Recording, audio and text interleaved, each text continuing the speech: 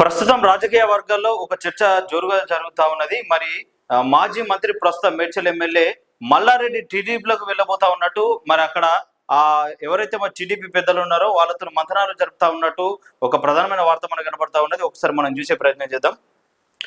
టీడీపీలోకి మల్లారెడ్డి అయితే ఇది మనకు కొంచెం ఆలోచించాల్సిన అవసరం కనపడతా ఉన్నది. ఎందుకంటే ఇప్పుడు ఏదైతే కేంద్రంలో ఈ ఎన్డీఏ కూటమి ఏర్పడిందో దానికి కీలకంగా ఆ తెలుగుదేశం పార్టీ కానీ ఆంధ్రలో ఉన్న ఆ ఎన్డీఏ కూటమి కానీ బాగా బలం చేకూర్చిందని చెప్పొచ్చు. మరి వాళ్ళ బలంతోనే వాళ్ళ సపోర్ట్ తోనే నేషనల్ లో ఎన్డీఏ కూటమి ఏర్పడడం జరిగింది. బీజేపీ పార్టీ అధికారంలోకి రావడం జరిగింది. మోదీ మూడోసారి ప్రమాణ స్వీకారం చేయింది. మరి మల్లారెడ్డి మీద ఉన్న కేసులు ఏవైతే ఉన్నాయో కేసులు కానీ భూ కబ్జాలు కానీ ఆయన అక్రమంగా సంపాదించుకున్న ఆస్తులు ఏవైతే ఉన్నాయో మరి వాటిని కాపాడుకునేందుకు గతంలో మనం చూసినాం. కాంగ్రెస్ పార్టీలో ఉన్న పెద్దలతో మంతనాలు జరిపించిండు, చాలా సార్లు కలిసిండు, అనేక సార్లు ఢిల్లీ ప్రయాణం అయిండు. మరి అందరితో చర్చ జరిపిన తర్వాత ఇక్కడ ఎవరు సరైన అవేవైతే మరి సపోర్ట్ దొరకలేదో మరి దాని తర్వాత కొద్దిగా డీలే పడిపోయినట్టు తెలుస్తా ఉన్నది. మరి ఇప్పుడు కేంద్రంలో మరోసారి బీజేపీ పార్టీ అధికారంలోకి రావడంతో మరి ఇప్పుడు మోడీకి ప్రస్తుత దగ్గరగా చంద్రబాబు ఉన్నాడు కాబట్టి మరి చంద్రబాబు ఒకవేళ ఆయన మద్దతుతో గిట్లా ఒకవేళ టీడీపీలో కలిస్తే ఈయనకి ఏవైతే ప్రస్తుతం ఎదుర్కొంటున్న కేసులు ఏవైతే ఉన్నాయో మరి భూ కబ్జా కేసులు కానీ అక్రమ కేసులు కానీ మరి వీటన్నిటి నుంచి ఆయన తప్పించుకోవాలన్న ఆలోచన ఉన్నట్టు మనకు స్పష్టంగా కనబడతా ఉన్నది. ఆ పార్టీ రాష్ట్ర అధ్యక్ష పదవిపై ఫోకస్ అయితే తెలంగాణలో టీడీపీ రాష్ట్ర అధ్యక్ష పదవి అనేది ఖాళీగా ఉన్నది. మరి ఒకవేళ టీడీపీలో కలిసి ఈ రాష్ట్ర అధ్యక్ష పదవి తీసుకుంటే ఇటు చంద్రబాబు నాయుడుతోని సంబంధాలు ఉంటాయి, అట్లనే చంద్రబాబు నాయుడుతో పాటు అటు మోడీ సపోర్ట్ కూడా ఉంటది. కాబట్టి ఇక్కడ కాంగ్రెస్ ప్రభుత్వం ఏం చేసినా కూడా ఆయన కొంచెం సపోర్ట్ దొరికే అవకాశం ఉంటది. కాబట్టి మరి ఆ పదవిపై కన్నేసినట్టు ఫోకస్ పెట్టినట్టు మనకు కనబడతా ఉన్నది. తన అనుచరులతో మాజీ మంత్రి మంతనాలు, ఆస్తులను కాపాడుకునేందుకే పార్టీ మార్పు, బీఆర్ఎస్ ఎమ్మెల్యేలపై నిట్టింట జోరుగా చర్చ.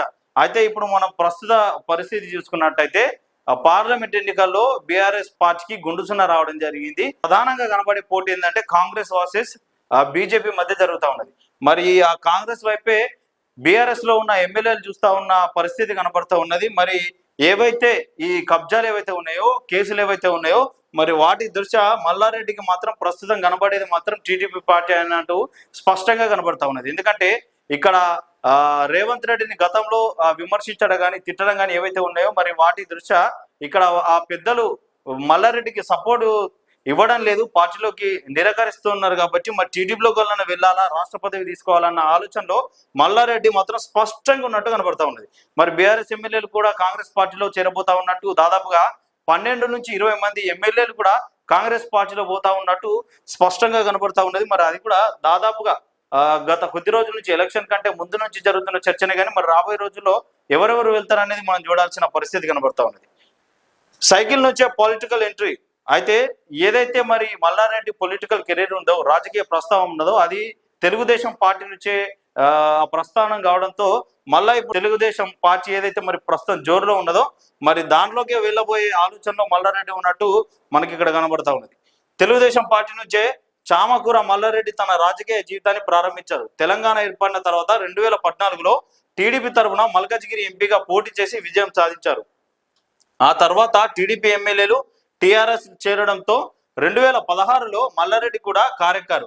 2018 ముందస్తు ఎన్నికల్లో మేడ్చల్ ఎమ్మెల్యేగా గెలుపొంది కార్మిక శాఖ మంత్రిగా పనిచేశారు. అయితే తెలంగాణలో బీఆర్ఎస్ అధికారం కోల్పోవడంతో మల్లారెడ్డికి కష్టాలు మొదలయ్యాయి. తన విద్యా సంస్థలో అక్రమ నిర్మూలనపై అధికార యంత్రాంగం దూకుడు పెంచింది. దీంతో కాంగ్రెస్ పార్టీలోకి వెళ్లేందుకు డిప్యూటీ సీఎం బట్టి విక్రమార్కతో పాటు Karnataka deputy CM DK Shivakumar తో మంతనాలు జరిపినట్లు ఫోటోలు సోషల్ మీడియాలో దర్శనమిచ్చాయి. అయితే కాంగ్రెస్ పార్టీ నుంచి సానుకూల స్పందన రాకపోవడంతో బీజేపీలో చేరేందుకు విశ్వ ప్రయత్నాలు చేశారని, కాషాయ పార్టీలు చేరితే ఎమ్మెల్యే పదవికి రాజీనామా చేయాలని కోరినట్టు తెలిసింది. దీంతో 2 జాతీయ పార్టీల ద్వారాలు మూసుకుపోవడంతో టీడీపీలో చేరాలని తన అనుచరులతో మంతనాలు జరుపుతున్నట్టు తెలుస్తుంది.